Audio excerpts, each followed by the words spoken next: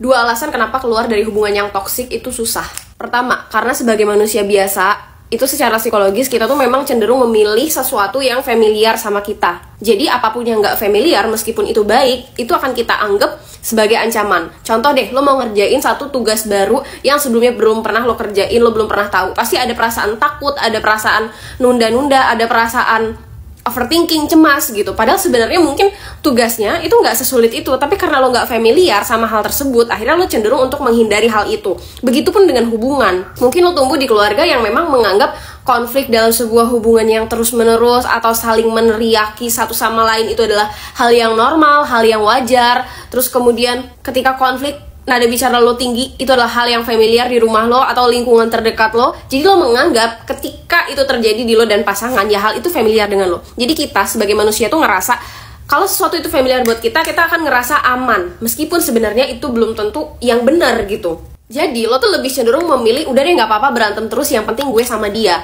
Udah deh gak apa-apa dia marah-marahin gue, nariakin gue, yang penting gue tetap jadi pacar dia, gue tetap punya dia ketika gue lagi sedih. Karena ketika lo kenalan sama orang baru atau memulai hubungan baru, itu gak familiar buat lo. Alasan kedua kenapa keluar dari hubungan yang toksik itu susah adalah lo ngerasa kasian sama dia. Gini, setiap orang tuh memang punya trauma masing-masing. Dan biasanya orang-orang yang perilakunya atau behaviornya itu gak sehat dalam hubungan, itu punya trauma yang mungkin kelam gitu.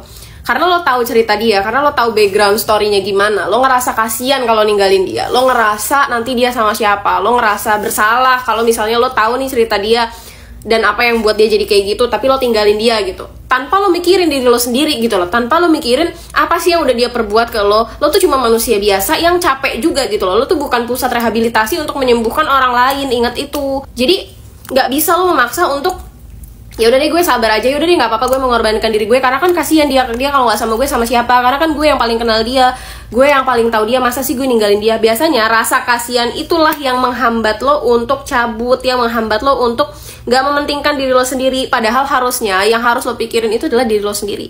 Karena lo mikirin trauma orang lain tapi lo tetap terima aja dengan trauma yang dia kasih, rasa sakit yang dia kasih gitu loh. Kapan lo punya waktu untuk mikirin diri lo sendiri? Jadi egois tuh nggak apa-apa loh.